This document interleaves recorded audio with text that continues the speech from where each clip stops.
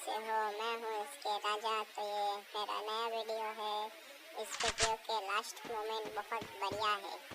देख, लास्ट का जो वीडियो है ना खतरनाक वाला है। अगर अच्छा लगा चैनल को लाइक एंड सब्सक्राइब करते हैं।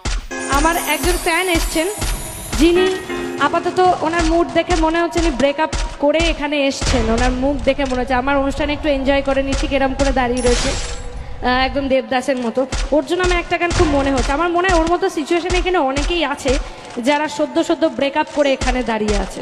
তো তাদের জন্য আমার একটা লাইন খুব গাইতে ইচ্ছা করে, একটু গাইবো? এই স্কেলটা দাও। F F.